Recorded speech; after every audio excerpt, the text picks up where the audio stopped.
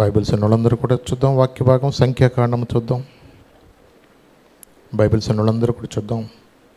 సంఖ్యాకాండము 23వ అధ్యాయము 18 నుంచి 20 వరకు చదువుకుందాం. సంఖ్యాకాండము 23వ అధ్యాయము 18 నుంచి 20 వరకు మైక్లో ఎవరైనా చదివినా సహాయం చేయండి. బిలాము ఉపమాన రీతిగా ఇట్లనెను, బాలాకు లేచి వినుము, సిప్పోరు కుమారుడా చెవియొగ్గి నా మాట ఆలకించుము. దేవుడు అబద్ధమాడుటకు ఆయన మానవుడు కాడు, పశ్చాత్తాపపడుటకు ఆయన నరపుత్రుడు కాడు. ఆయన చెప్పి చేయకుండునా, ఆయన మాట ఇచ్చి స్థాపింపకుండునా, ఇదిగో దీవించుమని నాకు సెలవాయను. ఆయన దీవించెను, నేను దాన్ని మార్చలేను. దేవుడు అబద్ధమాడుటకు ఆయన మానవుడు కాడు, పశ్చాత్తాపడుటకు ఆయన నరపుత్రుడు కాదు. ఆయన చెప్పి చేయకుండునా, ఆయన మాట ఇచ్చి స్థాపింపకుండునా, ఇదిగో దీవించమని నాకు సెలవాయను. ఆయన దీవించెను, నేను దాన్ని మార్చలేను.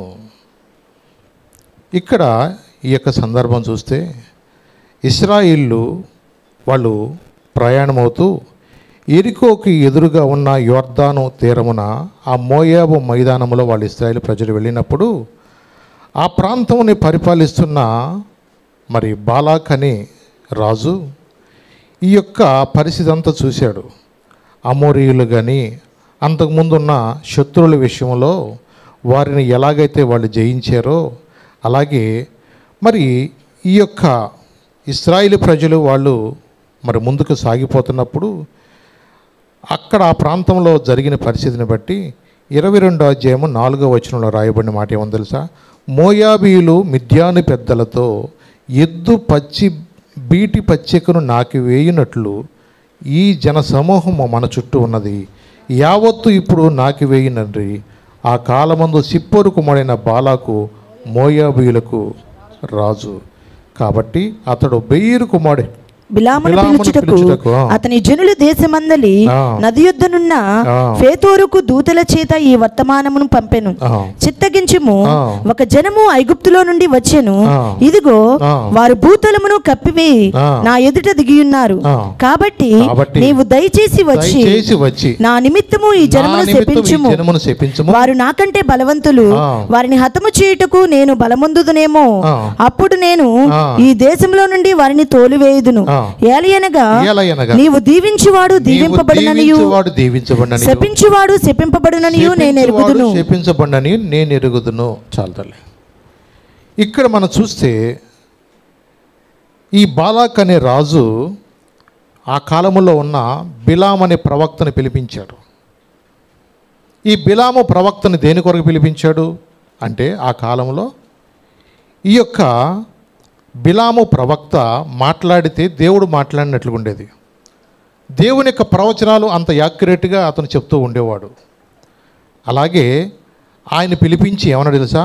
నువ్వు ఎవరినైతే దీవిస్తారో వాళ్ళు దీవించబడతారు, నువ్వు ఎవరైతే శపిస్తావో వాళ్ళు శపించబడతారు. కాబట్టి నా నిమిత్తం వచ్చి నేను నీకు కొంత సహాయం చేస్తాను, ఆర్థికంగా నీకు సహాయం చేస్తాను. నువ్వు ఇంకా కోరుకుంటే నేను ఇంకా నీకు సహాయం చేస్తాను. వెండి కావాలా, బంగారం కావాలా, ఇవన్నీ కూడా నేను నీకు ఇస్తాను. ఎందుకంటే ఇశ్రాయేలు ప్రజలైన వారు ఎద్దు బీటి పచ్చికను నాకి వేసినట్లుగా, అంటే ఒక పశువులు మంద వెళుతున్నప్పుడు ఆ యొక్క పచ్చికంతా అలాగ తినుకుంటూ వెళ్ళిపోతుందో ఈ ఇశ్రాయేలు ప్రజలు వచ్చేటప్పుడు ఆ ప్రాంతం అంతా తుడుచుకుంటూ వచ్చేస్తున్నారు. వాళ్ళు వెళుతున్నప్పుడు వాళ్ళ ముందు ఏ శత్రువులు నిలబడలేకపోతున్నాయి, వాళ్ళు వెళుతున్నప్పుడు వాళ్ళ ముందు ఏ సముద్రం నిలబడలేకపోతుంది, వాళ్ళు వెళుతున్నప్పుడు యోర్దాన్ నది కూడా వాళ్ళ ఖాళీ అయిపోతుంది. వాళ్ళని చూస్తే మాకు చాలా భయంగా ఉంది. కాబట్టి నా నిమిత్తము వచ్చి నువ్వు వాడిని ఏం చేయాలి? శపించు. నీ నోటి మాట జరుగుతున్న సంగతి నాకు బాగా తెలుసు, నీ వచ్చి వాళ్ళని శపించు అని బిలాము ప్రవక్తతో బాలాక్ అనే రాజు చెప్తాడు. ఇలాగూ చెప్పినప్పుడు ఈయన కొంచెం ద్రవ్యం ఇస్తాను నోని రాజుగారు బ్రతిమలాడుతున్నాడు. మరి రాజుగారు బ్రతిమలాడుతుంటే కొన్నిసార్లు ఆశ చూపించినప్పుడు కొన్నిసార్లు ఏమో ఆయన ఇచ్చే ఆఫర్ అంతగా బాగుంది, అర్థమైందా? ఆయన ఇంతగా నన్ను ఆఫర్ చేస్తున్నాడు, ఒకవేళ రేపొద్దున నాకు కూడా రాజ్యంలో సగం భాగమైన ఇచ్చేయమని ఇచ్చేస్తాడు. ఏమైంది, ఎంతో కొంత నాకు కనీసం ఉంటుంది, ఈ ఇశ్రాయేలు ప్రజలతో మామూలుగా లేరు వీళ్ళు అని భయం వేసిపోయి ఈయనకి చాలా నేను ద్రవ్యం ఇస్తాను అవి ఇస్తాను అంటాడు. ఈయన కొంచెం మెత్తబడి ఏం చేస్తాడంటే దేవుని సన్నిధికి వెళ్ళి ప్రార్థన చేస్తాడు. దేవుడు అంటాడు వాళ్ళతోటి, నువ్వు వారితో కూడా వెళ్ళొద్దు, ఆ ప్రజలను శపించొద్దు, వాళ్ళు ఆశ్రయించబడిన వారు అంటాడు. మీరు 12వ వచనం చూస్తే, నువ్వు వారితో వెళ్ళకూడదు, ఆ ప్రజలను శపించకూడదు, వారు ఆశ్రయించబడిన వారు అని దేవుడు చెప్తాడు. మరి వారు ఆశ్రయించబడిన వారు అయ్యా, వాళ్ళు నేను శపించకూడదు అంటాడు. ఈ మాట ఆయనకి చాలా కష్టంగా ఉంటుంది. వీళ్ళని ఎలాగూ అసలుకి ఏ విధంగా మనం జయించలేకపోతున్నామే, వీళ్ళ మీద మన జయం పొందాలంటే ఏ ఒక మార్గం లేదా? నాకు తెలిసిన మార్గం ఇదొకటే. మన దగ్గర ఎంతమంది సైన్యం వెళ్ళినా, ఎంతమంది వాళ్ళకు వ్యతిరేకంగా నిలబడదాం అనుకుని నిలబడినా వాళ్ళ ముందు మనం జయం పొందలేకపోతున్నాము. కనీసం ఈ విధంగా మనము వెళ్ళొచ్చా అని ప్రవక్త ద్వారా శపించమని అడుగుదామని వెళితే అక్కడ కూడా నిరాశ అయిపోతుంది. చూడండి, ఈ పరిస్థితులు బట్టి అతను ఎన్నోసార్లు అడుగుతూ ఉంటాడు, దేవుడు మాత్రం వాళ్ళని శపించొద్దు అంటాడు. ఇక ఆయన ఒక నిర్ణయం తీసుకుంటాడు. ఇక ఇన్నిసార్లు మాట్లాడినా ఆయన దేవుడు ఒకటే చెప్తాడు. చూడండి, ఎందుకంటే 19వ వచనం మనల్ని చెబుతున్నాను, దేవుడు అబద్ధమాటకు ఆయన మానవుడు కాదు, పశ్చాత్తాపటకు ఆయన నరపుత్రుడు కాదు, ఆయన చెప్పి చేయకుండా ఆయన మాట ఇచ్చి స్థాపించకుండా, ఇదిగో దీవించమని నాకు సెలవాయిను, ఆయన దీవించెను, నేను దాన్ని మార్చజాలను. దేవుడు ఆయన దీవిస్తున్నప్పుడు నేను ఎవరు మార్చగలను? అవునండి, ఈ లోకంలో దేవుడు ఒక వ్యక్తిని దీవిస్తే ఆ వ్యక్తిని ఎవడు కూడా దించలేడు. ఎన్ని రకాలుగా నువ్వు వాళ్ళని మాట్లాడినా, ఎన్ని రకాలుగా నువ్వు ఏదన్నా చేద్దామనుకున్నా, ఒక వ్యక్తిని దేవుడు లేవనెత్తినప్పుడు ఆ వ్యక్తిని దించడం ఎవడ తరం కాదు. ఒకవేళ దేవుడు ఒక వ్యక్తిని గనక అణిచాడు అనుకోండి, సౌలులాగా, ఇక అతను లేపటం ఎవడ తరమో కాదు. ఎందుకంటే ఒక వ్యక్తిని లేవనెత్తువాడు ఆయనే, పడద్రోయేవాడు కూడా ఆయన, దీవించేది ఆయనే, శపించేది కూడా ఆయన. ఏది చెయ్యాలన్నా దేవుడు తన చిత్తానుసారంగా తను జరిగిస్తూ ఉంటాడు.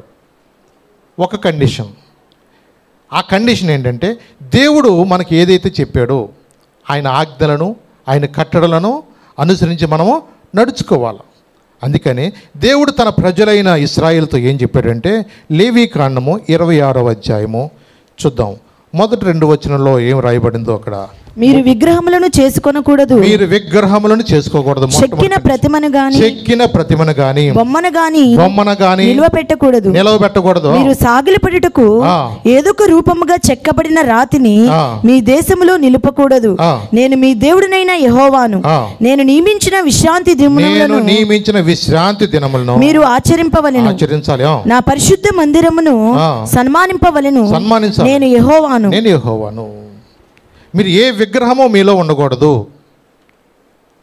ఒకవేళ మన దగ్గర ఏ విగ్రహాలు మనం ఉండకపోవచ్చు, ఎందుకంటే ప్రార్థనకి వెళ్ళేవాళ్ళం కాబట్టి మన దగ్గర ఏ విగ్రహం ఉండదు. కానీ దేవుడు అంటున్నాడు, దేవుని కన్నా నువ్వు ఎక్కువగా ఏది ప్రేమిస్తున్నావో అది విగ్రహం అంటాడు. దేవుని కన్నా ఎక్కువగా ఏది ప్రేమిస్తున్నావో అది విగ్రహం అన్నాడు. అంటే దేవుని కన్నా నీ బిడ్డలనైనా ప్రేమించకూడదు, దేవుని కన్నా నీ ఇంటిని ప్రేమించకూడదు, నీ పొలాన్ని ప్రేమించకూడదు, అలాగే నీ బండిని కూడా ప్రేమించకూడదు. తుడిసిందే తుడిసి, కడిగిందే కడుగుతాము. కొన్నిసార్లు మనం దేవుని కన్నా ఎక్కువగా మనం ఏది ప్రేమించకూడదు. నీ బిడ్డలను కూడా, నిజమేనండి, తల్లినైనా, తండ్రినైనా, అన్నదమ్ములైనా, అక్కజనులైనా, ఇంకంతకన్నా ఎక్కువ వాళ్ళు ఉంటారు మనకు, చెప్పండి. వాళ్ళను కూడా దేవుని నిమిత్తం విడిచిపెట్టమన్నప్పుడు విడిచిపెట్టాలంట. ఎందుకంటే ఏది మనలో విగ్రహంగా ఉండకూడదు. కొన్నిసార్లు మనుషులను కొంతమంది విగ్రహాలు చేసుకుంటారు. ఎవరిని అంటే అభిమానం అనుకోవచ్చు. అది వాళ్ళకున్న అభిమానం ఎలా ఉంటుందంటే, దేవుని కోసం 100 రూపాయలు కానుక ఇవ్వటానికి చేయరాదు, కానీ ఫ్లెక్సీ కోసం 2000 ఇవ్వమంటే ఇస్తారు వాళ్ళు. అది విగ్రహమే. అలాగే రాజకీయ నాయకులైనా, సినిమా వాళ్ళైనా చూడండి, ఏదైనా సరే దేవుని కన్నా నువ్వు మొదటి స్థానం ఇచ్చావంటే అది నీకు ఒక విగ్రహము, అంతే. నీ స్టేటస్లోనే అదే ఉంటుంది. నీ యొక్క ఏది అయినా సరే నీ మనసు నిండా అదే ఉంటుంది. అభిమానం ఉండొచ్చు, కానీ దేవుని కన్నా ప్రాముఖ్యత అనేది ఎవరికి ఇవ్వకూడదని దేవుని వాక్యం చెప్తుంది. నీ మాటలు కాదు ఇవి. దేవుడి కన్నా ఎక్కువగా మనం ఎవరిని ప్రేమించినా అది విగ్రహమే అంటున్నాడు. ఇంకా ఏమన్నాడు? విశ్రాంతి దినము. ఆ కాలంలో శనివారం విశ్రాంతి దినం ఉండేది. ఈ కాలంలో మనకి ఏం చేస్తున్నారు? పరిశుద్ధ దినాన్ని ఆదివారం చేసుకుంటున్నాం. మరి ఆదివారము పరిశుద్ధ దినాన్ని ఏం చేయాలి మనము? చెప్పండి. పరిశుద్ధంగా ఆచరించాలి దాన్ని మనము ఆజ్ఞది మనకి. పరిశుద్ధ దినాన్ని పరిశుద్ధంగా ఆచరించాల్సిందే ఆజ్ఞ మనకది. ఆ దినమున మనం ఏది పెట్టుకోకూడదు, ఏ కార్యక్రమాలు పెట్టుకోకూడదు. అంటే దేవుని కన్నా మనం ఎవరిని ప్రేమించినప్పుడు మన అవసరాలే, మన పనులే ముఖ్యమైనట్టు. ఎందుకంటే ఒక వ్యక్తి దేవుడు దీవించాలన్నా, ఒక వ్యక్తిని ఆశీర్వించాలన్నా దేవుడు చెప్పినవి అక్కడ ఏం రాయబడింది? 3వ వచనం కూడా చూద్దాం. మీరు నా కట్టడలను బట్టి నడుచుకొని నా ఆజ్ఞలను ఆచరించి వాటిని అనుసరించి ప్రవర్తించిన ఎడల, అంటే కండిషన్ చూడండి అక్కడ. మీ వర్షాకాలములలో మీకు వర్షమిచ్చేదను, మీకు వర్షమిస్తాను, మీ భూమి పంటలనిచ్చును, మీ పొలముల చెట్లు ఫలించును, మీ ద్రాక్ష పండ్ల కాలము వరకు మీ నూర్పు సాగుచుండును, మీరు తృప్తిగా భుజించి మీ దేశములో నిర్భయముగా నివసించెదరు. ఆ దేశంలో నేను మీకు క్షేమము కలుగజేసేదను. మీరు పండుకొనినప్పుడు ఎవడునూ మిమ్మును భయపెట్టడు. ఆ దేశంలో దుష్ట మృగములు లేకుండా చేసేదను. మీ దేశంలోనికి ఖడ్గము రాదు, దేశంలోనికి ఖడ్గము కూడా రాదు. వర్షాకాలంలో మీకు వర్షం ఇస్తాను, మీ భూమి పంట మీ ఫలమిస్తుంది, మీ పొలముల చెట్లు ఫలిస్తుంది. నిజమే. దేవుడు కండిషన్ చెప్తున్నాడు. మీరు ఎలా ఉండాలి, ఎలా ఉండకూడదో కూడా దేవుడు చెప్తున్నాడు. నా మాటలు విని, నా ఆజ్ఞలు, నా కట్టడలు మీరు ఎప్పుడైతే అనుసరించి నడుచుకుంటారో అప్పుడు నేను మీకు వర్షాకాలంలో ఏమి ఇస్తాను? మీకు నేను వర్షం ఇస్తాను. కానీ వర్షం మన మాట వింటుందా? చెప్పండి. వర్షం రమ్మన్నప్పుడు దండాలు ఎట్టినప్పుడు కూడా రాదు. ఇవాళ ప్రార్థన పెట్టుకున్నామంటే దంచి కూడా దా పక్క నుంచి ఈ పక్క నుంచి కొట్టేసి ఏం చేస్తుంది? ఉన్న వాళ్ళు కూడా తడిపేసి వెళ్ళిపోతుంది. అంటే రమ్మన్నప్పుడు రాదు. ఇవాళ కోత కోసామంటే రావద్దమ్మా ముద్భయంగా చూస్తుంటే అది ఎప్పుడు వద్దామని చూస్తుంది. నువ్వు ఎప్పుడు వద్దంటావో అప్పుడు ఎందుకు వస్తుంది? నువ్వు రమ్మన్నప్పుడు ఎందుకు రావట్లా?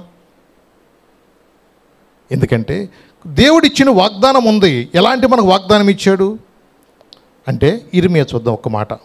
5వ అధ్యాయము 24-25. ఇర్మియా 5వ అధ్యాయము.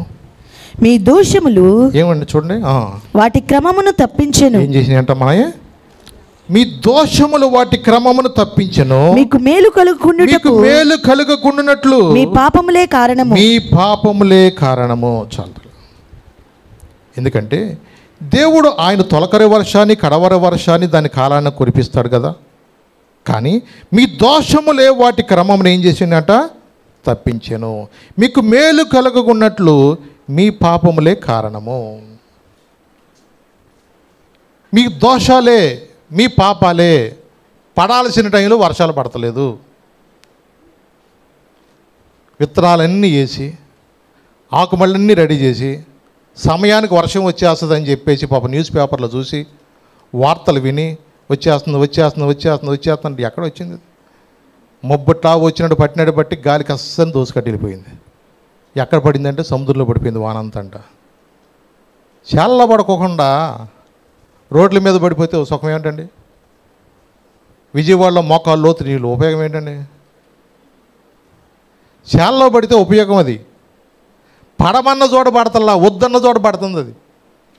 మీ దోషములే వాటి క్రమాన్ని ఏం చేసినాయి? తప్పించు. నిజమేనండి. ఏం దోషాలు అంటే 5వ అధ్యాయంలోనే చూద్దాం. 7వ వచనం చదువుతున్నాను. నీ పిల్లలు నన్ను విడిచి దైవం కాని వాటి తోడని ప్రమాణము చేయుదురు. దైవము కాని వాటి తోడని ప్రమాణం చేస్తున్నారు. నేను వారిని తృప్తిగా పోషించినను, నేను వారికి తృప్తిగా పోషించిన, వారు వ్యభిచారము చేయొచ్చు, వేశ్యల ఇండ్లలో గుంపులు కూడుదురు, వేశ్యల ఇండ్లలో గుంపులుగా కొడుతున్నారు. నేనెట్లు నిన్ను క్షమించుదును, నిన్ను క్షమిస్తాను. బాగుగా బలిసిన గుర్రం వలె ప్రతి వాడు ఇటు అటు తిరుగుచు తన పొరుగువాని భార్య వెంబడి సకిలించును. అట్టి కార్యములను బట్టి నేను దండింపకుందునా, అట్టి జనము మీద నా కోపము తీర్చుకొనకుందునా. ఇదే యెహోవా వాక్కు. వాళ్ళకి తృప్తిగా నేను పోషిస్తున్నాను, వాళ్ళకి మంచి ఉద్యోగాలు ఇచ్చాను, నేను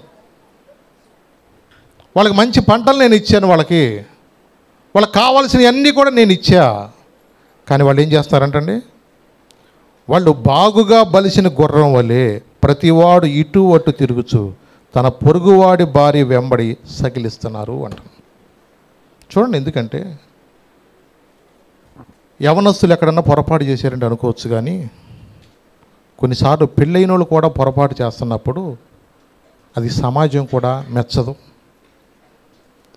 అది అయ్యో అంటూ ఉంటారు ప్రజలు. ఎవరైనా అలాంటి పరిస్థితులు చేసి వాళ్ళు జైలు పాలైతే వారి కుటుంబాలు బయటికి రావటానికి కూడా తలెత్తుకోలేరు. వీడికేం పోయే కాలం వచ్చిందిరా అంటారు లేదు చెప్పండి. లోకంలో పైకి అనకపోయినా వీడికి ఒళ్ళు కొవ్వెక్కిందన్నట్టు మాడతారు. మనుషులలో కొన్నిసార్లు అసహించుకునే పరిస్థితులు కూడా కొంతమంది చేస్తున్నప్పుడు దేవుడు నిజంగా ఇలాంటి బారిని బట్టి నేను శిక్షించకుండా ఉంటానా? దేవుడు కండిషన్ పెడతాడు ఎవరికైనా సరే, మీరు వెళ్ళండి, నేను మీతో ఉన్నాను, మీకు జయమిస్తాను దేవుడు చెప్పాడు. ఎరికో ప్రాంతాన్ని జయించుకొచ్చారు. మీరు ఎరికోకు వెళ్ళినప్పుడు ఎరికో ప్రాంతంలో అక్కడ మీరు ఏది ఆశించొద్దని దేవుడు కండిషన్ పెట్టాడు. అక్కడ మీరు ఏది ముట్టుకోవద్దు, అది శపించబడింది అన్నాడు దేవుడు. ఎవడు తెలుసులే, ఎవడు చూసేయాడు అని చెప్పి ఆకన్ అనే వ్యక్తి ఏం చేశాడు, దానిలో ఆశించి బంగారము వెండి షేనార వస్త్రాలు తను తీసుకెళ్ళి తన డేరా కింద వాటిని దాచుకున్నాడు. దాన్ని బట్టి ఇశ్రాయేలు ప్రజలు ఓడిపోయారు.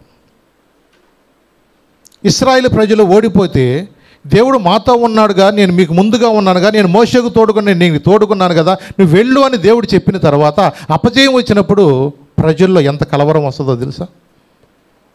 యెహోషువ అసలు బట్టలు చింపుకొని తను ఏడుస్తూ పశ్చాత్తాపడుతున్నాడు. నువ్వు మాతో వాగ్దానం చేసావు కదయ్యా, మాతో ఉన్నానని చెప్పావు కదయ్యా, మాకెందుకయ్యా అపజయం అని ఏడుస్తున్నప్పుడు మీలో ఒకడు తప్పు చేశాడు.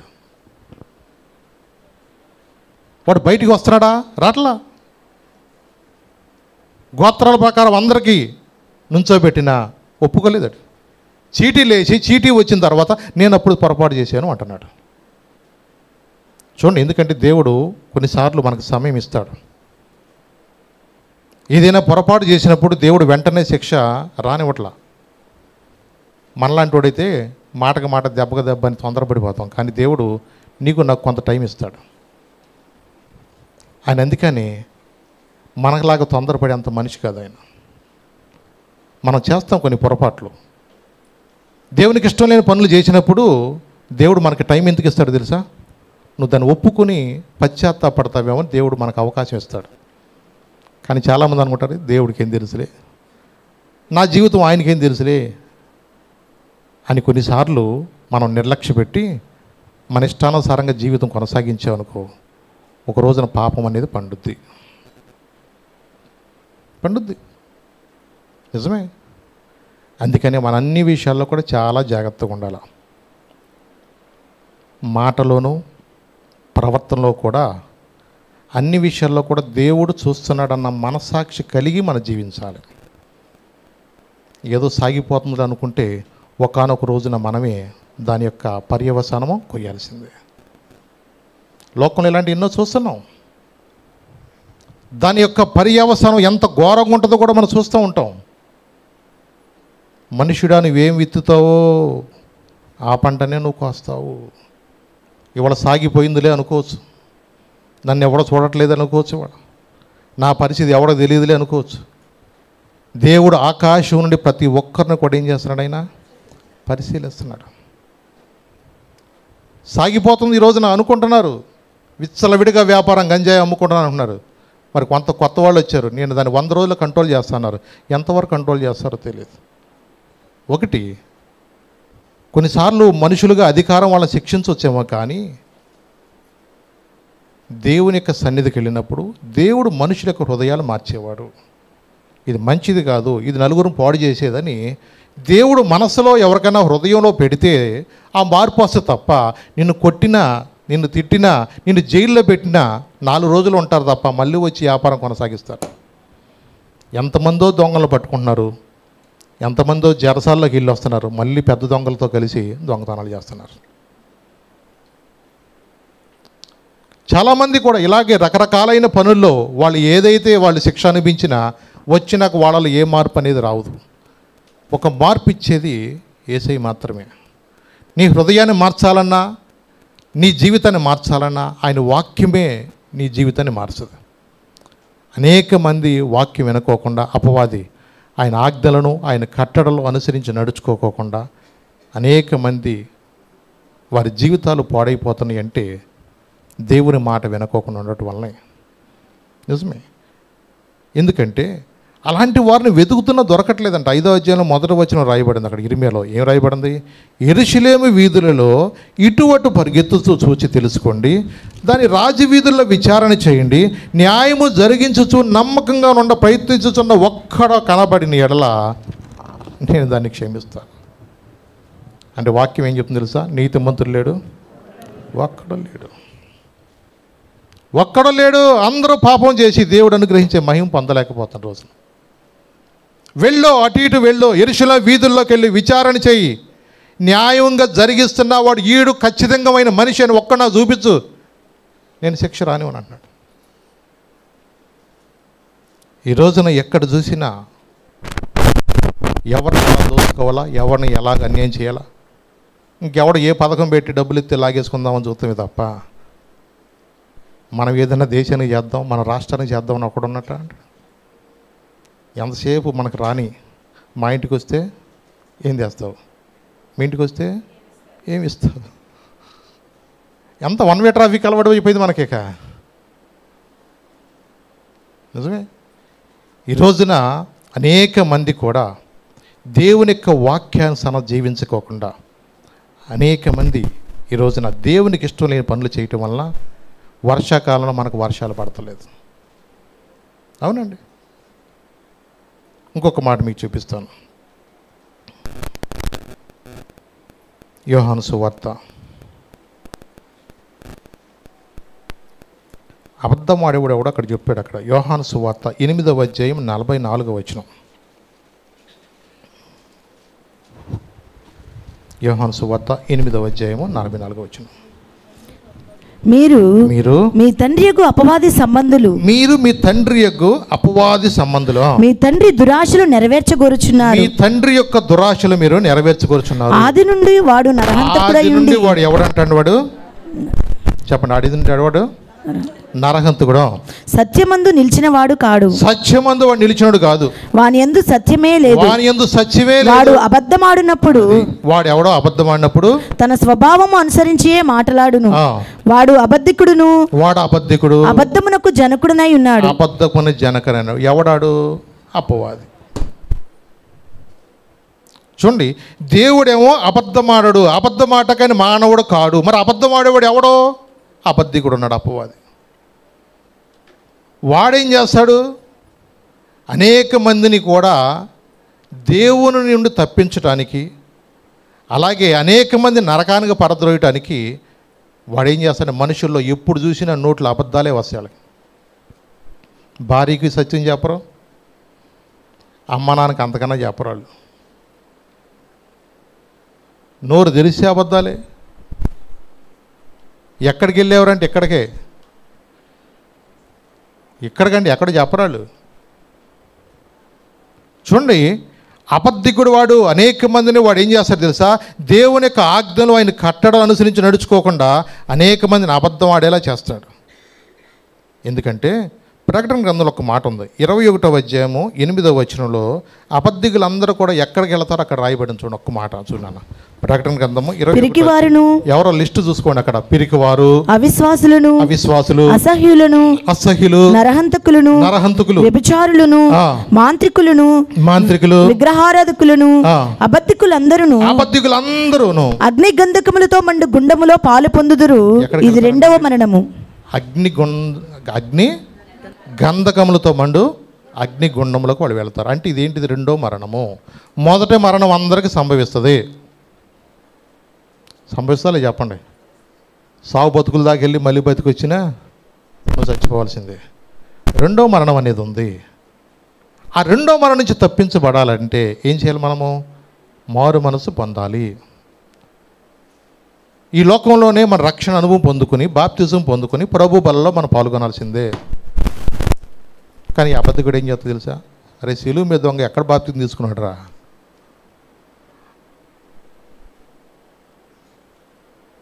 శిలువ మీద దొంగ ఎక్కడ బాప్తిజం తీసుకున్నాడు అసలు కాడే? ఆఖరిలో చక్కగా వచ్చాడు, తండ్రి దీనికైతే మేము అర్హులమే, దయతో మమ్మల్ని క్షమించి నీ రాజ్యంలో నన్ను జ్ఞాపం చేసుకో మనంగా. అడిగేం దొరికింది? శుభ్రం గెలిపోయాడు. ఎక్కడికి వెళ్ళాడు? నేడే నాతో కూడా. ఆహా, మనుషులకు కావాల్సినవి తెలుసా? అంత తొందరగా నీ ఇష్టానుసారం దొంగతనం చేయి, నీ ఇష్టానుసారం తాగి తందనాలు, నీ ఇష్టానుసారం జీవించి ఆఖరిలో హాస్పిటల్లో అప్పుడు ఇక ఈ అబ్బాయిని అనవసరం తీసుకెళ్ళిపోండి అన్నప్పుడు అప్పుడు ఏం చేయొచ్చు?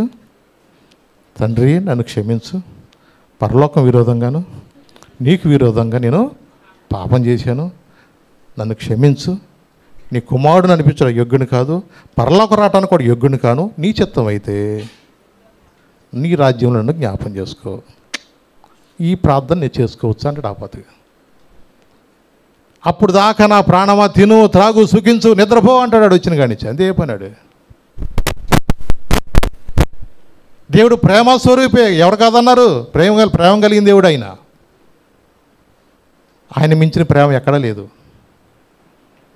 ఆ ప్రేమే ఈరోజు నిన్ను నన్ను కూడా ఇంకా అనేక మందికి కూడా గ్రహింపు లేకోకుండా చాలామంది నిర్లక్ష్యంగా ఉంటూ ఉన్నారు. నిజమేనండి.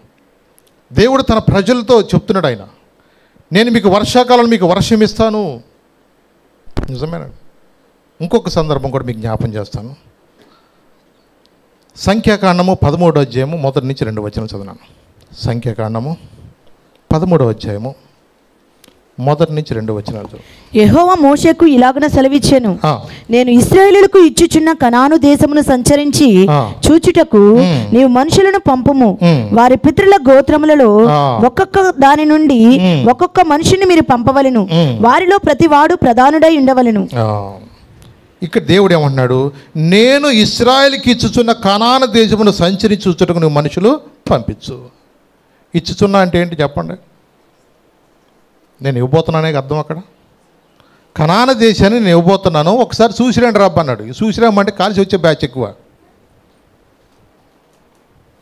గోత్రానికి ఒకటి చొప్పున 12 మందిని పంపిస్తే 40 రోజులు ఆ ప్రాంతం అంతా సంచరించి, అయా దీనిలో ఉన్న ఫలాలు చూడండి, ద్రాక్షకాయలు, అంజూరపుకాయ కాయలు, ఇక్కడున్న దానిమ్మ కాయలు, ఇవన్నీ కొమ్మలతో కోసుకొచ్చి మేము ఇలా మోసుకొచ్చాము, అది చాలా సస్యశ్యామలంగా ఉంది ఆ ప్రాంతము. ఆ ప్రాంతానికి మేము వెళ్ళాము, అది పాలుతేళ్లు ప్రవహించే దేశమే, దాని పండ్లు ఇవిగాను చూపించారు. అలాగే చూసి ఆ ప్రాంతం అంతా అనాకీలతో వాళ్ళతో నింపబడిందయ్యా, ఇదంతా యోర్దాన్ నది తీర ప్రాంతం కాబట్టి ఇలా ఉంది అని ఆ ప్రాంతంలో మనం జయించగలుగుతాము అని చెప్పి కాలేబు యెహోషువతో చెప్తే మిగిలిన 10 మంది ఏమన్నారు? అబ్బో ఆ ప్రాంతంలో అసలు మనం వెళ్ళలేము, ఎందుకంటే ఆ ప్రాంతంలో ఉన్న ప్రజలు మనకంటే వాళ్ళు చాలా బలవంతులు అని చెప్పేసి వాళ్ళ దృష్టికి మేము మిడతల్లాగా ఉన్నాము అని చెప్పేసి వాళ్ళు ఒక్క తొక్కు దొక్కారని మేము పెసరైపోతామని చెప్పేసినట్టుగా ఆడు ఎంత ఉన్నాడు బాబు అనాకీలు? ఒక్కొక్కడు 20 అడుగుల పైన ఉన్నాడు. అంత ఉన్నతమైన దేహులు. ఆడిట్ట చూడాల్సి వస్తుంది మేము పైన, ఆడ అసలు ఊతే మేము పడిపోతామేమో అన్నట్టుగా ఉన్నాము మేము. నిజమేనండి. వాళ్ళ బాడీలు కొలుస్తుంటే ఆడ ఒక్కొక్కటి ఏలంత ఉన్నా మనమే అసలు అంత బాడీ ఉన్న పెద్ద ఆ ప్రాంతంలో దొరికినాయి సమాధుల్లో. అవన్నీ చక్కగా మళ్ళా శాస్త్రవేత్తలు వాళ్ళు చూస్తారు కదా, శుభ్రం చేసి ఆ ప్రాంతంలో ఒక్కొక్కడు పడుకోబెడితే ఈ మందిరం అంత ఉన్నాడు, ఒక్కొక్కడు ఏంటి మనిషి దెయ్యం అన్నట్టుగా ఉన్నాడు అసలు. అంతంత పెద్ద పర్సనాలిటీ, వాళ్ళ తలకాయలు అంతంత భారం ఉంటే నిజమే, వాళ్ళు చెప్పింది కరెక్టే. కానీ దేవుని వాక్యంలో దేవుడు ఏం చెప్తున్నాడు, నేను మీకు ఇస్తున్నాను, అనాకీల మీద కూడా మీకు జయమిస్తాను నేను. ఎందుకంటే యుద్ధము జరిగించేది దేవుడు. దేవుడు నేను నీకు ఇస్తానన్నప్పుడు ఇస్తాడు, అంతే. ఆడ ఎంత ఉన్నాడో అంత ఉన్నాడో మనకు అనవసరం. ఆ కాలంలో దావీదు యుద్ధం చేయడానికి వెళ్ళినప్పుడు కూడా గొలియాతును చూసినప్పుడు జనాలు ఎలా ఉన్నారు, బాబు ఆడేం మనిషి అమ్మ, ఆడేమో అంత ఎత్తున్నాడమ్మా, ఆడిని చూసి చెమటలు పట్టేసి ఎవడికాడి వెనక్కి వచ్చేస్తున్నారు. కొన్నిసార్లు కుక్కలో ఏదైనా ఎదురుగా పోరాడుతుంది అనుకోండి, వచ్చేసేస్తుంది అనుకోండి, ఈ కుక్క ఏం చేస్తుంది, అది పరిగెత్తుకుంటే వెనక్కి దక్కుంటుంది. మనం కర్రెచ్చుకుని కనుక మనం ఎప్పుడైనా వెళ్తున్నాం అనుకో, అప్పుడు అంటది ఇది నా చేతికి రండి మీరు చంపేస్తాం మిమ్మల్ని అన్నట్టుకంట. అంటే మనిషిని చూసినప్పుడు ఈ కుక్కకే ఊపు వచ్చింది. అలాగే కొన్నిసార్లు ఎవడు కూడా ఆ గొల్యాతుని జయించడానికి ఒక్కడు కూడా వెళ్ళలేని పరిస్థితుల్లో దావీదు అన్నాడు, యుద్ధం ఏం చేస్తాను వెళ్ళి, యుద్ధం యెహోవాదని చెప్పేసి గులకరాయిట్ కొట్టేసాడు, చచ్చిపోయాడు. అంతే. చూడండి, యుద్ధం నేనుగా చేసేది, యుద్ధం యెహోవాదే. ఎందుకంటే నేను నీకు తోడుగానని చెప్పాడు దేవుడు. మాట తప్పేవాడివి కానీ కాదయ్యా, నిన్ను కలిగిన హృదయ పదిలం యేసయ్యా. మాట తప్పేవాడవి కానే కాదయ్యా, నిన్ను కలిగిన హృదయం పదిలం యేసయ్యా. యేసయ్యా ఎన్ని తరాలకైనా యేసయ్యా, మా స్థితిలేమైనా యేసయ్యా, ఎన్ని తరాలకైనా యేసయ్యా, మా స్థితిలేమైనా మాట తప్పేవాడవి కానే కాదయ్యా, నిన్ను కలిగిన హృదయం పదిలం యేసయ్యా. మాట తప్పేవాడవి కానే కాదయ్యా, నిన్ను కలిగిన హృదయం పదిలం యేసయ్యా. నా మదిలోని ఆనందమా, నా ఊహలోని ఆశ్చర్యమా, నా ఏకాంతంలో స్నేహమా, నా అనుభవాలలో అనురాగమా. యేసయ్యా ఎన్ని తరాలకైనా యేసయ్యా, మా స్థితిలేమైనా యేసయ్యా, ఎన్ని తరాలకైనా యేసయ్యా, మా స్థితిలేమైనా మాట తప్పేవాడవి కానే కాదయ్యా, నిన్ను కలిగిన హృదయం పదిలం యేసయ్యా. మాట తప్పేవాడవి కానే కాదయ్యా, నిన్ను కలిగిన హృదయం పదిలం యేసయ్యా. దేవుడు నీకు ఒక వాగ్దానం ఇచ్చాడంటే, నీకు ఒక మాట ఇచ్చాడంటే, దేవుడు దాన్ని తప్పకుండా ఏం చేస్తాడైనా నేర్స్తాడు. మాట తప్పేది మనుషులంగా మనం తప్పుతాం. అబద్ధమాటకైన మానవుడు కాదు. దేవుడు నీకు వాగ్దానం ఇచ్చినప్పుడు ఆ వాగ్దానం తప్పకుండా దేవుడు నెరవేరుస్తాడు. దానికి నువ్వు ఎలా ఉండదు తెలుసా, నిందారహితంగా జీవించాలి. అబ్రహాంకు వాగ్దానం ఇచ్చాడు, కానీ 99 సంవత్సరాల వయసు అప్పుడు వాడు వెళ్ళి, అబ్రహమా నువ్వు నిందారహితుడిగా ఉండు, నేను నీకు ఇస్తాను, నిన్ను ఆశీర్వదిస్తాను, నువ్వు లెక్కించగలిగితే లెక్కించు, ఆకాశ నక్షత్రంలే నేను నీ సంతానానికి ఇస్తాను అన్నాడు. దేవుడు మాట ఇచ్చాడంటే నెరవేరుస్తాడు. కానీ ముందు మన జీవితాలు మనకు ఎలా ఉన్నాయి మనం చూసుకోవాలి. యెషయా అన్నాడు కదా 59 ఏమన్నాడు, రక్షింపనేరుకున్నట్లు యెహోవా హస్తం కూర్చుకోవాలి, విననేరుకున్నట్లు ఆయన చెవుల మందం. మీ దోషములు మీకును ఆయనకు మధ్య ఏమొచ్చినాయి, అందుకని ఆయన వినట్లేదు. దేవుడు మన ప్రార్థన ఆలకిస్తాడు, వింటాడు. కానీ మన జీవితంలో మనం దేవుని చిత్తం చేయకోకుండా మన చిత్తం చేసుకుంటాం వలన కొన్నిసార్లు మన ప్రార్థన దేవుని సన్నిధికి వెళ్ళట్లేదు. మనం చేయవలసింది ఏంటంటే, అతిక్రమం దాచిపెట్టువాడు వర్ధిల్లడు, వాటిని ఒప్పుకొని విడిచిపెట్టువాడు కనికరము పొందుతాడు. మన హృదయాన్ని సరి చేసుకోకుండా, మన జీవితాన్ని మార్చుకోకుండా, మన బుద్ధులు మార్చుకోకుండా, మన బ్రతుకులు దిద్దుకోకుండా నన్ను ఆశ్రయించు, దించు దించు దించు అంటే దిగనే దిగదు. ఎందుకు ఉట్టుట్టి ప్రార్థనలో ఉట్టుట్టి ఎన్ని యాక్షన్లు ఆయన బాగా తెలుసు. నిన్ను నన్ను చేసినోడు ఆయన, ఈ యాక్షన్లు కూడా ఆయన బాగా తెలుసు. నటించేది మీ ఇంట్లో నటించుకో, ఇంటి పక్కల దగ్గర నటించుకో, ఆయన దగ్గర నటించు బాగా. ఆయనకి ఎన్ని తెలుసమ్మా, ఇట్లాంటి సినిమాలు చాలా చూశాడు ఆయన. ఇప్పుడు కాదమ్మా, నీ ఇలాంటి నాలుగు తాతలు చూశాడు ఆయన. నువ్వు లెక్క, నేను లెక్క. ఆయనకి అందరు బతుకులు ఆయనకి బాగా తెలుసు. మన ఓవర్ యాక్షన్ అంతకన్నా బాగా తెలుసు ఆయనకి. నన్ను ఆశీర్వదించు. ఎందుకు ఆశీర్వించడు? ఆయన వాగ్దానం ఇచ్చాడంటే వాగ్దానం నెరవేరుస్తాడు. నెరవేరట్లేదంటే మొదట మన లోటుపాట్లు చూసుకోవాలా, మన బతుకులు మార్చుకోవాలా. నా జీవితంలో ఎందుకు అభివృద్ధి జరగట్లేదు, నేను ఎందుకు ఆశీర్వించబడలేకపోతున్నాను, నాకు జీవితంలో అన్నీ ఎందుకు ఎదురు వస్తున్నాయి, దానికి మనం పరీక్షించుకోవాలా. పరిశుద్ధులను పరిశుద్ధంగా ఆచరించమన్నాడు దేవుడు. దేవుడు కొన్ని ఆజ్ఞలు ఇచ్చాడు మనకి, కట్టడలు ఇచ్చాడు మనకి. ద్వితీయోపదేశకాండంలో, నిర్గమాకాండంలో కానీ మనకు అన్ని దేవుని కొన్ని ఆజ్ఞలు కట్టడలు ఇచ్చాడు మనకి. వాటి ప్రకారం మీరు నడుచుకున్నప్పుడు 28వ అధ్యాయంలో ద్వితీయోపదేశకాండంలో ఏముంది అక్కడ?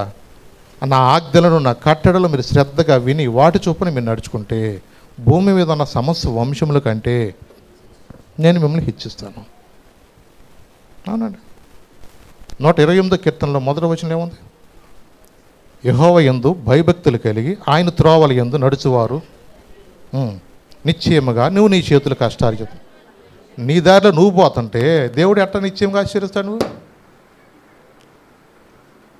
నీకు తోచినట్టుగా నువ్వు వెళ్ళిపోతుంటే దేవుడు నిన్ను ఎట్లా ఆశీర్వదిస్తాడు? దేవుని యందు భయభక్తులకి ఆయన త్రోవలను నువ్వు నడిస్తే నువ్వు ధన్యుడు. నీ త్రోవలను నువ్వు నడిస్తే ధన్యుడు కాదు. ఆయన చెప్పాడు, నేనే ఆ మార్గము, నేనే ఆ సత్యము, నేనే జీవము, నా ద్వారా తప్ప ఎవడ తండ్రి వద్దకు వెళ్ళలేడు. ఈ రోజున అనేక మంది వాళ్ళ ఇష్టానుసారంగా వాళ్ళు నడుచుకున్నప్పుడు ఏ ఆశీర్వాదం పొందలేరని, దేవుని యొక్క మార్గంలో మనం నడుచుకోమని దేవుడు చెప్తున్నాడండి ఇక్కడ. ఇంకొక మాట మీకు చూపిస్తాను. యెషయా 45వ అధ్యాయము 22వ వచనం చదువునాను.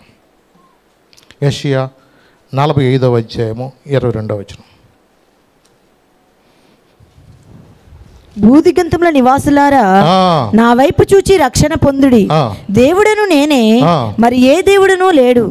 నా ఎదుట ప్రతి మోకాలు వంగుననియు ప్రతి నాలుకయు నా తోడని ప్రమాణము చేయుననియు నేను నా పేరిట ప్రమాణము చేసి ఉన్నాను. చూసారమ్మా, భూదిగంత నివాసులారా, నా వైపు చూసి రక్షణ పొందండి, నేనే దేవుడును, ఏ దేవుడు లేడు అని దేవుడు చెప్తున్నాడు. నిజమేనండి. ఈరోజున దేవుడు నా వైపు చూసి మీరు రక్షణ పొందండి అని దేవుడు స్పష్టంగా చెప్తున్నాడు. ఈరోజున అనేక మంది కూడా దేవుడిచ్చిన రక్షణను కూడా చాలామంది పోగొట్టుకుంటున్నారు ఈజీగా. ఏదో ఒక చిన్న అబద్ధం వాడి ఆయన ఇచ్చిన రక్షణ పోగొట్టుకుంటున్నారు. నిజమే. ఎందుకంటే దేవుడు రక్షణ పొందమని దేవుడు చెప్తుంటే అపవాది ఏం చెప్తాడు? ఇప్పుడు ఎంజాయ్ చేయకపోతే ఇంకెప్పుడు ఎంజాయ్ చేస్తావురా నువ్వు? ఈ కుర్ర వయసులో మీరు ఇప్పుడు తిరగకపోతే ఇంకెప్పుడు ముసలాళ్ళైనా తిరుగుతారా మీరు? ఇప్పుడు సినిమాలకు వెళ్ళకపోతే ఎప్పుడు సినిమాలకు వెళ్తారా మీరు? ఇప్పుడు పబ్జీలు ఆడిపోతే ఇంకెప్పుడు ఆడతారా మీరు? యవ్వన కాలంలో కాడి మోయిట నరునికి మేలని దేవుని వాక్యం చెప్తుంది. ఈడేమని చెప్తాడు? వీడు ఇప్పుడు ఎంజాయ్ చేయకపోతే ఎప్పుడు ఎంజాయ్ చేస్తావు నువ్వు? ఇప్పుడు డబ్బులు సంపాదించకపోతే నువ్వు ఎప్పుడు డబ్బులు సంపాదిస్తావు? దేవుడు ఒక మాట చెప్తే అపవాది ఏం చేస్తాడు? దానికి వ్యతిరేకంగా నిన్ను ఏదో ఒక విధంగా నిన్ను కౌంటర్ వేసి వస్తాడు. చూడండి, ఏంటో ప్రార్థన రక్షణ అంటూ ఉంటారు. అసలు పరలోకం ఎవడు చూసి వచ్చాడు అంటాడు ముందు.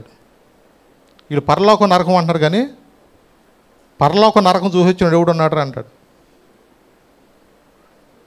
ఇన్ని రకాలుగా వాడు మనుషులు ఏం చేస్తా తెలుసా?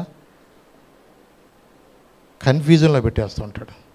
రక్షణ పొందుకోకుండా నేడే రక్షణ, నేడే అనుకూల సమయం. అప్పుడు అదేమంటాడు? ఇవాళ కాదు రేపు చూసుకుందాం రండి. ఆడ అబద్ధికుడు, అబద్ధాలకు జనకుడు. దేవుడు చెప్పిన మాటకి ఆడనేక సందర్భాల్లో ఏం చేస్తారంటే, నువ్వు రక్షణ పొందుకోకుండా, నువ్వు బాప్తిజం తీసుకోకుండా, నువ్వు ప్రభు బలలో పాల్గొనుకోకుండా వాడు అబద్ధికుడు నిన్ను ఏం చేస్తాడంటే నిన్ను మోసం చేస్తూనే ఉంటాడు.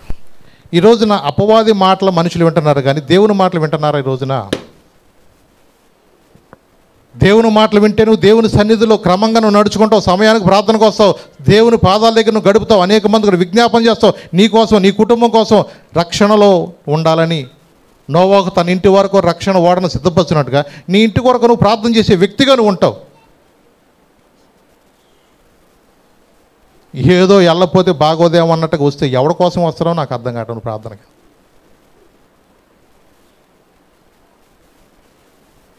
మన మనుషులను సంతోషపెట్టేవారు ఉండకూడదండి, దేవుని సంతోషపెట్టేవారు ఉండాలి. దేవుడు ప్రతి ఒక్కరిని చూస్తున్నాడు. ఆయన అబద్ధం ఆడడు. అబద్ధం ఆటగిన మానవుడు కాదు, పశ్చాత్తాపడ నరుడు కూడా కాదు ఆయన. ఈ రోజున అనేక సందర్భాల్లో మనం దేవునికి మాట ఇచ్చాం, నన్ను బాగు చేస్తే నీ పాదాల దగ్గర నేను గడుపుతానన్నాం. నిజమే, నన్ను బ్రతికించాడు దేవుడు, నన్ను సజీవ లెక్కలో ఉంచాడు. మరణం కన్నా దగ్గరగా వెళ్ళిపోయిన కరోనా టైంలో దేవుడు నన్ను క్షేమంగా ఉంచి నాకు మళ్ళా ఇంకొకసారి దేవుడు ఆయన జీవితాన్ని నాకు ఇచ్చాడు. ఎన్నోసార్లు ఆయన సన్నిధిలో, నీ సన్నిధి కోసం నిలబడతాను అనుకుంటాం, కానీ చేయవలసినంత ప్రార్థన కొన్నిసార్లు చేయలేకపోతాం మనం.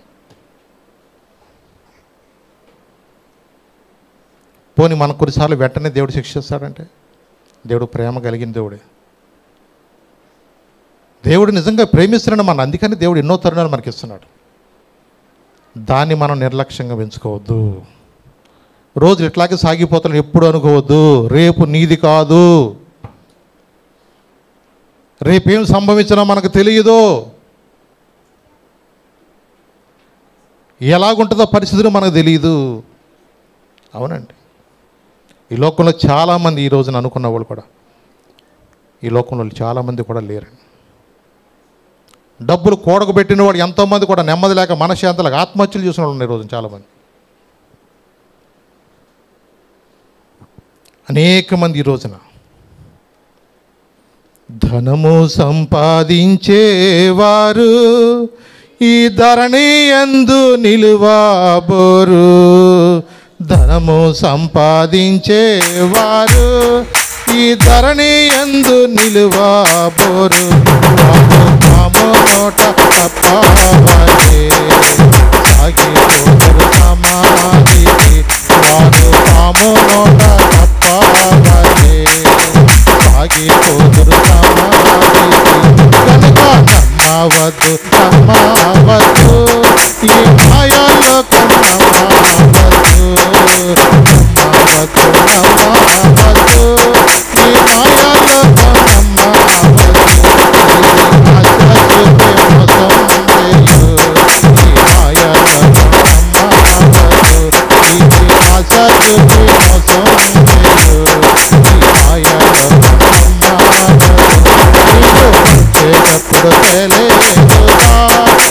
వెళ్ళేటప్పుడు మోయలిదుగా, వచ్చేటప్పుడు తెలియదుగా, వెళ్ళేటప్పుడు మోయలిదుగా. నీవు ఒంటరిగానే వచ్చినాను, నీవు ఒంటరిగానే వెళ్ళాను, నీవు ఒంటరిగానే వచ్చినాను, నీవు ఒంటరిగానే వెళ్ళాను. నమ్మవద్దు, నమ్మవద్దు, ఈ మాయలోకం నమ్మవద్దు, నమ్మవద్దు, నమ్మవద్దు, ఈ మాయలోకం నమ్మవద్దు. ఇది ఆశ చూపి మోసం చేయు, ఈ మాయలోకం నమ్మవద్దు, ఇది ఆశ చూపి మోసం చేయు, ఈ మాయలోకం నమ్మవద్దు. ఈ లోకములో ఏది నమ్మాలో ఏది నమ్మకూడదో కూడా దేవుడు చెప్తున్నాడు. అనేక మంది కూడా ఈ రోజున అది మనతో రాదని తెలుసు, అయినా సరే మనిషి యొక్క జీవితం ఏంటి తెలుసా? ఇంకేదో సంపాదించాలా, ఏదో సంపాదించాలి, ఏదో సంపాదించాలి. నిజమే, ఈ రోజున అనేక మందిని ధనాపేక్ష అంట సమస్త కీళ్లకు మనం వాక్యం బాగానే తెలుసు మనకి, కానీ దానికోసమే పరిగెడతాం, దానికోసమే తిప్పలు పడతాం, అట్టాగే చచ్చిపోతూ ఉంటాం. దేవుడు అంటున్నాడు, నా మాటలు విని నా ఆజ్ఞలు నా కట్టలు మీరు అనుసరించి నడుచుకుంటే, ఆయన అంటున్నాడు, మీ దేశంలో దుష్టముఖం లేకుండా నేను చేస్తాను. మీ దేశం మీదకి ఖడ్గము రాదు. మీ శత్రువులను తరుముతారు, వారు మీ ఎదుట ఖడ్గము చేత పెడతారు. మీలో 5 100 మందిని తరుముతారు, 100 మంది 10,000 మందిని తరుముతారు. ఈ లెక్క ఏంటి, చాలా తేడాగా ఉంది. ఏమన్నాడు అక్కడ? 5 ఎంతమందినంట?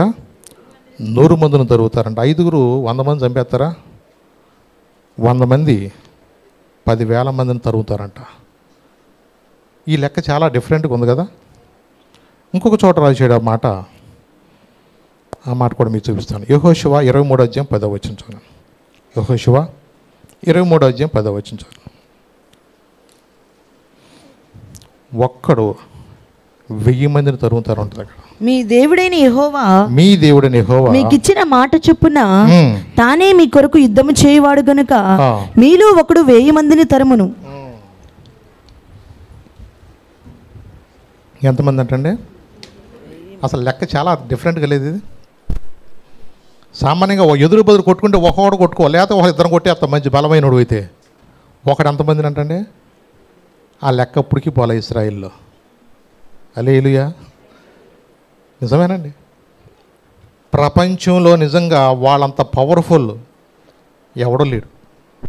వాళ్ళ ఇంటెలిజెన్స్లో కానీ, వాళ్ళకున్న నైపుణ్యత కానీ, వాళ్ళకున్న టెక్నాలజీలో కానివ్వండి, దేవుడు చెప్పినట్లుగా 100 మంది, ఒక్కడు 5 100 మందిని దొరుకుతారంట, 100 మంది 10,000 మంది దొరుకుతారంట, ఒక్కడు 1000 మందిని దొరుకుతారు. ఈ లెక్క చూస్తే నాకు ఇప్పుడు జరుగుతున్న పరిస్థితి కూడా అలాగే ఉంటుంది. మొన్న 4 బందీలు విడిపించడానికి పెద్ద బాంబే చేసి ఇచ్చారు వాళ్ళు. 250 మంది చచ్చారు. ఎంతమంది అయితే నాకెందుకు అనుకున్నాడు అంతాడు. ఆ 4 విడిపించి వెళ్ళిపోయాడు. ఇప్పటికీ హమాస్ ఉగ్రవాదుల్ని దగ్గర 40-50 వేల మంది చచ్చిపోయారు. ఆ గాజా ప్రాంతం వల్లకాడైపోయింది. గాజా ప్రాంతం నిర్జగ్నం అవునట్టుగా జఫన్యాలో చెప్పాడు ఆ మాట. ఆ ప్రాంతం అంతా కూడా మొత్తం ఏమీ లేదు అసలుకి. వాళ్ళు ఎప్పుడైనా సరే వాళ్ళ జోలికి వస్తే ఇంకోటి ఊరుకోరాళ్ళు.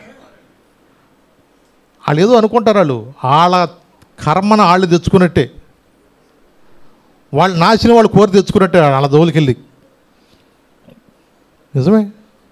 ఇప్పుడే కాదు, వాళ్ళకి చరిత్రలో చూసే ఇజ్రాయెల్ దేశానికి చాలా పెద్ద కొన్ని ఇలాంటి టార్గెట్స్ని చాలా రీచ్ చేశారు వాళ్ళు.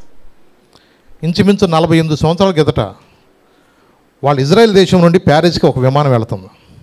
ఎక్కడి నుంచి? ఇజ్రాయెల్ దేశం నుండి ప్యారిస్కి ఒక విమానం వెళుతుంది. 228 మందితో అది ట్రావెల్ చేస్తూ వెళుతుంది. మొత్తానికి మధ్యలో ఓ ప్రాంతంలో ఆగారు, కొంతమంది దిగారు, మిగతా వాళ్ళతో మళ్ళీ బయలుదేరింది. వెళ్ళిన తర్వాత అంతకుముందు దానిలో 2 ఉగ్రవాదులు ఉన్నారు, మళ్ళీ వాళ్ళతో పాటు ఇంకో 2 జత కలిశారు. 4 ఉగ్రవాదులు కలిసి వాళ్ళందరిని కూడా హైజాక్ చేసి ఉగాండా అనే ప్రాంతానికి వాళ్ళని తీసుకెళ్ళిపోయారు. ఉగాండా అనే ప్రాంతానికి వాళ్ళని తీసుకెళ్ళిపోయి వాళ్ళందరిని కూడా అక్కడ అరెస్ట్ చేసి వాళ్ళందరూ కూడా బందీలుగా చేసి వాళ్ళతో ఫోన్లో మాట్లాడుతున్నారు.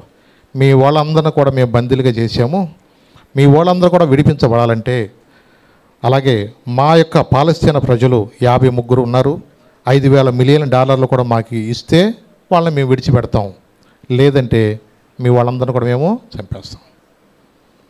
ఈ షరతులు పెట్టారు అక్కడ.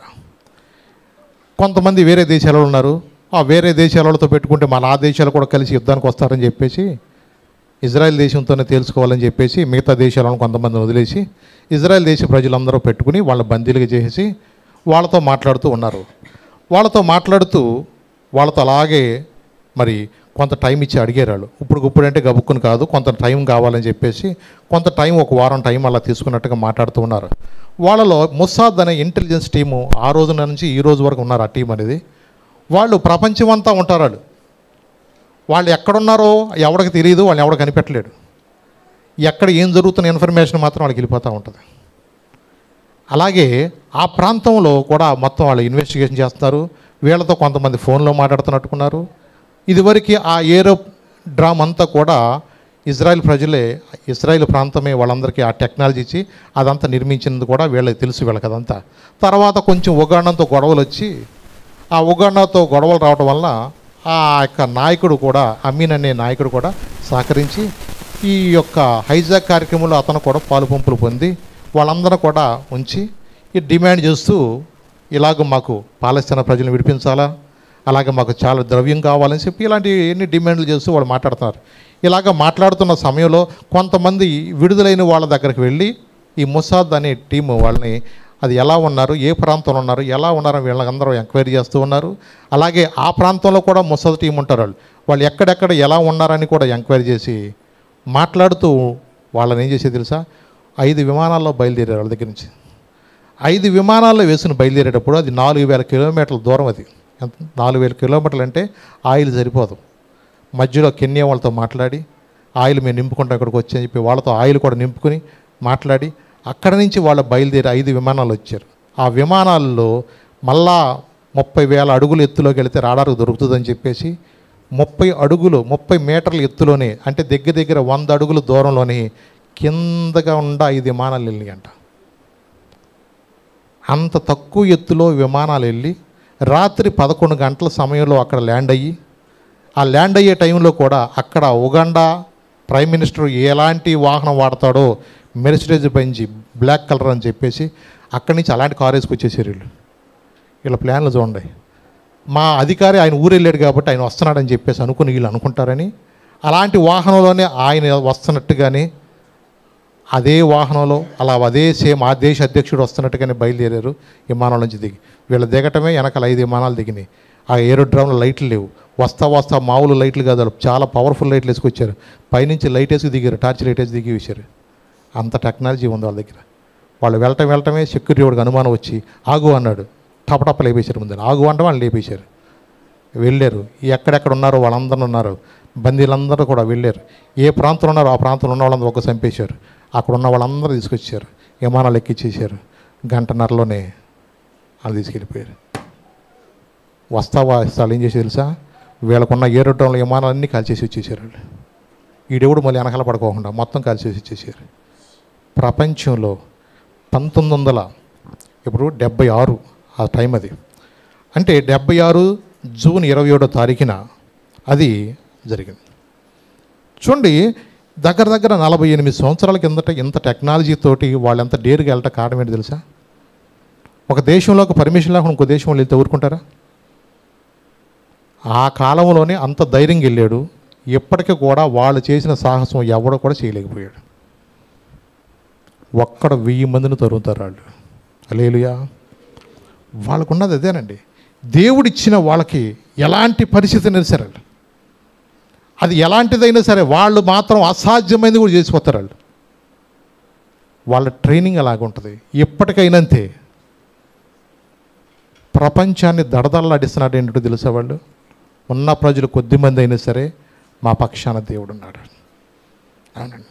అగ్నిగుండము నుండి నీవు విడిపించినావు, సింహపు నోటి నుండి మరణము తప్పించినావు, అగ్నిగుండము నుండి నీవు విడిపించినావు, సింహపు నోటి నుండి మరణము తప్పించినావు, ప్రతి క్షణము నీవు తోడుగా నుండి ప్రజలను రక్షించినావు, ప్రతి క్షణము నీవు తోడుగా నుండి ప్రజలను రక్షించినావు, నీ ప్రజలను రక్షించినావు. స్తుతించి కీర్తించి ఘనపరతును నా యేసయ్యా, స్తుతించి కీర్తించి ఘనపరతును నా యేసయ్యా, నీవే నా ఆరాధన యేసయ్యా నీవే నా స్తుతి పాత్రుడా నా యేసయ్యా నీవే నా ఆత్మలో ఆనందమై నీవే నా జీవిత మకరందమయ్యా స్తుతించి కీర్తించి ఘనపరతును నా యేసయ్యా స్తుతించి కీర్తించి ఘనపరతును నా యేసయ్యా అగ్నిగుండం నుండి తప్పించగలిగిన వాడు కూడా ఆయన. ఎంతమంది శత్రువులన్నా ఉండేవండి, ఇశ్రాయేల్ని కాపాడువాడు, కొనుకడు, నిద్రపోడు, వాగ్దానం ఇచ్చిన దేవుడు, నమ్మదగిన దేవుడు, మాట తప్పేవాడు కాడు ఆయన. ఎన్నో సందర్భాల్లో మనం నిలబడలేక మనం ఎన్నోసార్లు ఆయనకి వ్యతిరేకంగా మనం జీవించి ఆయన కృపను మనం పోగొట్టుకుంటున్నాం. అవునండి, దేవుడు ప్రేమ కలిగిన దేవుడే, కానీ దేవుడు ఏది చెప్తాడో అపవాది దానికి వ్యతిరేకంగా చెప్తాడండి. రక్షణ పొందుకోకుండా, మారు మనసు పొందుకోకుండా అనేక మంది దేవుడు ఎన్నోసార్లు మనతో చెప్తున్నాడు. ఇంకొక మాట కూడా మీకు చూపిస్తాను. లూకా సువార్త 12వ అధ్యాయము 4-5 వచనాలు కూడా చదవండి ఒకసారి. లూకా సువార్త 12వ అధ్యాయము 4-5 వచనాలు. నా స్నేహితులైన మీతో నేను చెప్పినది ఏమనగా, దేహమును చంపిన తరువాత మరేమీ చేయనేరని వారికి భయపడకుడి. ఎవరికి మీరు భయపడాలో నేను మీకు చెప్తాను. చంపిన తరువాత నరకములో పడద్రోయే శక్తి గల వానికి భయపడుడి. ఆయనకే భయపడుడని మీతో చెప్పుచున్నాను. భయపడని మీతో నేను చెప్తున్నాను. దేహమును చంపిన తర్వాత మరి ఏమీ చేయలేని వారికి మీరు భయపడద్దు. ఎవరికి భయపడాలని మీకు చెప్తున్నాను. చంపిన తర్వాత నరకములో పడద్రోయే శక్తి గలవానికి మీరు భయపడి ఆయనకే భయపడి మీతో చెప్తున్నాను. ఈ శరీరం ఏముంది? నిజమే. అనేక మంది విశ్వాస వీరులు మీరు పత్రికలు హెబ్రీ పత్రికలో మీరు చూస్తే వాళ్ళు అనేక మంది చర్మాలు ఒలిసిన, రంపాలతో కోసిన. పౌలు గారు అన్నాడు, ఇప్పటి కాలపు శ్రమలో ఎన్నదగినవి కావు. ఇప్పటి కాలపు శ్రమలు ఎన్నదగినవి కాదు. మమ్మల్ని ఏం చేసుకున్నా పర్వాలా, బతికుంటే దేవుడి కోసం, లేదా చచ్చిపోతే ఈ క్షణంలో పరలోకానికి వెళ్తాయి. ఎంత కాన్ఫిడెన్స్గా మాట్లాడాడు ఆయన. తను సిద్ధపరచుకున్నాడు. ఏ క్షణం ఎలా ఉంటుందో మనకు తెలియదు. దేవుని రాకడ దినాలు సూచన జరుగుతున్న ఈ దినాల్లో నేను త్వరగా వస్తున్నాను, మీరు మారు మనసు పొందండి, సువార్త నమ్మని దేవుడు చెప్తుంటే ఈ రోజున ఈ చాలామంది ఇంకా దేవుని మాట నమ్ముకోకుండా ఇంకా అనేక మంది చాలామంది వాయిదా వేసుకుంటూ చూద్దాంలే, ఈసారి చూద్దాం. రేపు ఏం సంభవిస్తుందో మనకు తెలియదు. దానికి మనమే బాధ్యులమో. దేవుడు లేఖనాలు స్పష్టంగా చెప్తుంది, శరీరాన్ని చంపేవాడికి మీరు భయపడద్దయ్యా, నరకములో పడవేయగలిగిన వానికి మీరు భయపడండి. ఒకరోజు కాదు అది. ఈ కాసేపట్లో సైనైడ్ వేసుకున్నా, పెక్క వచ్చినా కూసేవుడు చచ్చిపోతాం ఇక్కడ. కానీ అక్కడ అలా ఉండదంట. అగ్ని ఆరదు, పురుగు చావదు. యుగ యుగములు కూడా అలాంటి వేదనకరమైన స్థలాన్ని తప్పించబడాలని దేవుడు నన్ను ప్రేమించి ఈ సువార్తను మనకు ప్రకటిస్తుంటే అనేక మంది ఇంకా రక్షణ పొందుకోకుండా, ఇంకా దేవుని తెలుసుకోకుండా అబద్ధికుడు మాటలు వింటున్నారు. కానీ దేవుడు మాటలను ఈరోజు చాలామంది నమ్మట్లేదు. అందుకే అన్నాడు, ఆత్మ చెప్పు సంగతులంట చెవిగలవాడు వినమన్నాడు. దేవుడు చెప్పే మాటలు ఈరోజున వినాలి మనము. ఎందుకు మనం వచ్చామని ఆయన ఏం చెప్తున్నాడు? మనం రక్షణ పొందమని చెప్తున్నాడు, బాప్తిసం తీసుకోమని చెప్తున్నాడు, బలలో పాల్గొనమని చెప్తున్నాడు, మీ హృదయాన్ని సరి చేసుకోమంటున్నాడు. ఎక్కడ మనం పొరపాట్లు చేసామో, ఎక్కడ దేవునికి వ్యతిరేకంగా జీవించామో, మన పాపాలు మనం ఒప్పుకొని విడిచిపెట్టమంటున్నాడు దేవుడు. నీతి న్యాయంగా జరగమంటున్నాడు. ఇంకేం చేయమంటాడు? నీ గుండె అవసరం లేదు, దానికి ఏం కావాలా చెప్పండి? ఏం ఆయనకు అవసరంలా, నీ హృదయాన్ని ఆయనకి ఇవ్వు చాలు. ఆయన ప్రేమించు, ఆయన ఘనపరచు. అట్టిగా గెలిస్తే సరిపోద్దా? ఎందుకంటే మనకే ఇవాళ తింటారు, అక్కడ పడేస్తారు, మర్చిపోతారు. దాని గురించి కాదు మనకు కావాల్సింది, దేవుడికి కావాల్సిన నీ హృదయము. నిజమేనండి. జఫన్యా 2వ అధ్యాయము 1 నుంచి 3 వచనాలు చదవండి ఒకసారి.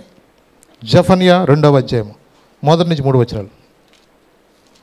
సిగ్గుమాలిన జనులారా, సిగ్గుమాలిన జనులారా, కూడి రండి, కూడి రండి. పొట్టు గాలికి ఎగురునట్లు గాలికి ఎగిరిపోతున్నట్లుగా సమయం గతించిచున్నది. సమయం గతించిపోతుంది. విధి నిర్ణయం కాకమునిపే, విధి నిర్ణయం అంటే నీ సావు రాకముందే అని అర్థం. అక్కడ నిర్ణయం కాకమునిపే, యెహోవా కోపాగ్ని మీ మీదకి రాకమునిపే, మిమ్మును శిక్షించుటకై యెహోవా ఉగ్రత దినము రాకమునిపే కూడి రండి. కూడి రండి. దేశంలో సాత్వికులై ఆయన న్యాయ విధులను అనుసరించుచు సమస్త దీనులారా యెహోవాను వెదకుడి. మీరు వెదకి వినయము గలవారై నీతిని అనుసరించిన యెడల ఒకవేళ ఆయన ఉగ్రత దినమున మీరు దాచబడుదురు. ఉగ్రత దినమందు మీరు దాచబడతారు. పక్కన రాసి ఉంది గాజా పట్టణం కూడా ఏమైందంటండి, నిర్జనమగును. ఇప్పుడు అదే పరిస్థితి. గాజా పట్టణం చూసే వల్లకాడలాగా ఉందంతే. ఇక ఈ ఊరు బాగుపడుతుంది అనేది ఆశలు కూడా లేవు. ఒక్కడికి తింటాకి తిండి లేక ఎంతసేపు ఎవడన్నా ఏం పెడతాడా అని అడుక్కునేవాళ్ళకి అయిపోయి ఆఖరికి. హమాస్ అనే ఉగ్రవాదులు వాళ్ళందరూ కూడా అంత పనిచేసారు. వాళ్ళకి దౌర్జన్యంతో ఉగ్రవాదులు వాళ్ళందరూ కూడా వాళ్ళని చెరపట్టేసి మేమే మిమ్మల్ని పరిపాలిస్తాం అన్నాడు. వాళ్ళ తాలిబాన్లు పరిపాలించినట్లుగా ఉగ్రవాదులు పరిపాలించి వాళ్ళ ఇష్ట రాజ్యంగా ప్రజలను వాడుకున్నారు. వాళ్ళ జీవితాలతో ఏమీ చేయలేక వాళ్ళు నిశ్చేష్టులైపోయేవాళ్ళు. చాలామంది కూడా మా కర్మ అనుకుంటారు. వాళ్ళ జీవితాలు అలా గడుపుతూ ఉన్నారు. చూడండి, ఈ రోజుకి అనేక మంది కూడా దేవుడు ఏదో ఎన్నోసార్లు మనతో చెప్తాడు. సిగ్గుమాలిన జనులారా అన్నాడు. కూడి రండి, పొట్టు గాలికి ఎగిరిపోతున్నట్లుగా సమయం గతించిపోతుంది. విధి నిర్ణయము కాకమునిపే, యెహోవా కోపాగ్ని మీ మీదకు రాకమునిపే, మిమ్మల్ని శిక్షించడక యెహోవా ఉగ్రత దినకు రాకముందే మీరందరూ రండి, కూడి రండి. ఇప్పుడు కన్నా వాక్యం వినండి, మారు మనసు పొందండి, దిశవార్త నమ్మండి. ఆయన అబద్ధమాడ మానవుడు కాదు. ఆయన పశ్చాత్తాప నరుడు కాడు. ఆయన మాట తప్పేవాడు కాడు.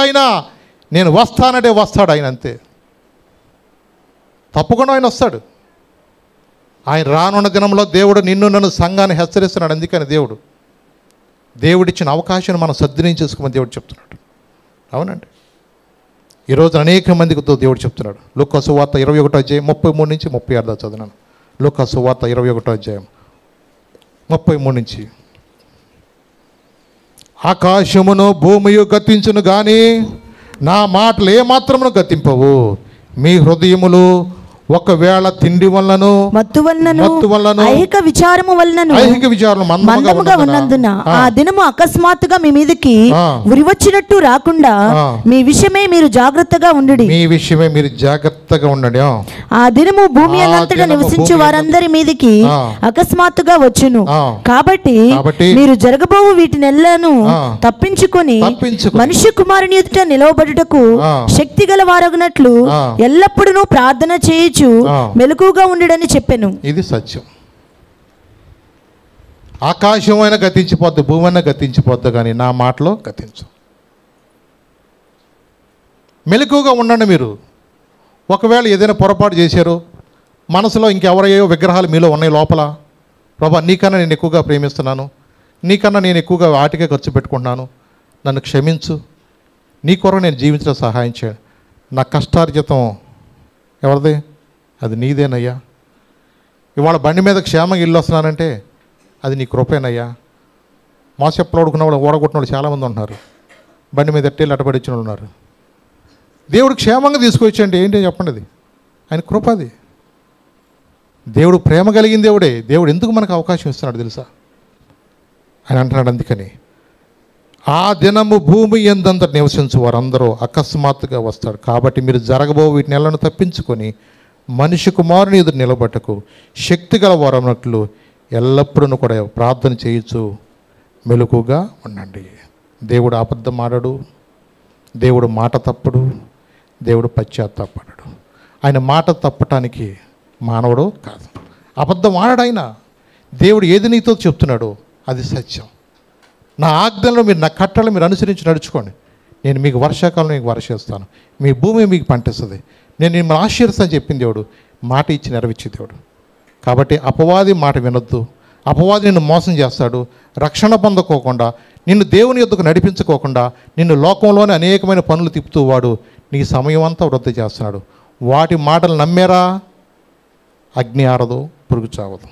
సిగ్గుమాలిన జనులారా, వీరందరూ కూడి రండి, సమయం గతించిపోతుంది అన్నాడు. లేచి నిలబడదాం, ప్రార్థన చేసుకుందాం. ప్రభుతో చెప్దాం, ప్రభా నా జీవితాన్ని మీ చేతులకు అప్పగిస్తున్నాను. ఎన్నోసార్లు కొన్నిసార్లు ప్రభా సిగ్గు లేకుండానే నా జీవితం ఉంది ప్రభా. నాతో తేటగా మాట్లాడినా నేను ప్రభా చూద్దామని అనుకుంటున్నాను, కానీ ఈరోజైనా మా హృదయాన్ని నీకు ఇస్తానయ్యా. నేను మారు మనసు పొందుతానయ్యా. నీకన్నా నేను ఎక్కువగా ప్రేమించే విగ్రహాలు నాలో చాలా ఉన్నాయి ప్రభా. వాటి నుంచి ప్రభా విడుదల పొందే జ్ఞానం నాకు దయచేయమని అడిగితే దేవుడు ఈరోజే నిన్ను క్షమించడానికి ఆయన ఇష్టపడుతున్నాడు. ఈరోజైనా నీ హృదయంలో ఏ విగ్రహం ఉందో, దేవుని కన్నా ఎక్కువగా నువ్వు ఏది ప్రేమించావో అది నీ విగ్రహం అంటున్నాడు. నీ ఇల్లైనా, నీ వాహనమైనా, ఏదైనా, నీ భార్య అయినా, నీ పిల్లలైనా దేవుని కన్నా ఎక్కువగా ఏది ప్రేమించదు అంటున్నాడు దేవుడు. దేవుడు ప్రేమించి ఈరోజు నీతో నాతో సూటిగా మాట్లాడుతున్నాడు. ఆయన అబద్ధమాడేవాడు కాదు, ఆయన పశ్చాత్తాపడేవాడు కాదు, ఆయన మాట తప్పేవాడు కాదు. దేవుడు నీతో ఏదైతే చెప్తున్నాడో ఆయన మాట యథార్థం, ఆయన మాట సత్యము, ఆయన త్వరలో రానోయనండి సత్యము. ఆయన అనేక మందిని రక్షణ కొరకు పురికొల్పుతున్నాడు. అందుకని అనేక మందిని కూడా ఆయన పరిచర్లో వాడుకుంటూ ఉన్నాడు. ఈ రోజున దేవుడు ప్రేమించి నీతో నాతో ఎందుకు మాట్లాడుతున్నాడో తెలుసా? మనమందరం కూడా మారు మనసు పొందాలా, అందరూ అంతటా మారు మనసు పొందాలని, అందరూ రక్షణ పొందాలని దేవుడు చెప్తున్నాడు. ఎవరైతే ఇంకా రక్షణ పొందలేదో, ఎవరైతే ఇంకా ఆజ్ఞలు కట్టలు అనుసరించుకోకుండా నా జీవితం నా ఇష్టం, ఇప్పుడు సంతోషించకపోతే ఎప్పుడు సంతోషిస్తాను, ఇప్పుడు సంపాదించకపోతే ఎప్పుడు సంపాదిస్తాను, ఇప్పుడు నా జీవితాన్ని ఎంజాయ్ చేయాలనుకుంటే అది నీ ఇష్టం. దేవుడు నీ ముందు నీకు 2 మార్గాలు ఉంచాడు. ఏ మార్గంలో నువ్వు వెళతావో, మేలుకరమైన మార్గానికి వెళతావా, నాశనకరమైన మార్గానికి వెళతావో, ఇరుకు మార్గానికి వెళతావా, విశాల మార్గానికి వెళతావో, ఏ మార్గానికి వెళతావో అది నీ యొక్క చిత్తం, నీ యొక్క ఇష్టాన్ని బట్టి ఉంటుంది. దేవుడు పరలోకానికి నేను రమ్మంటున్నాడు. ప్రయాసపడి భారం మోసుకుంటున్న సమస్త జనులారా నా యుద్ధకు రండి, నేను మీకు విశ్రాంతిని ఇస్తాను అన్నాడు.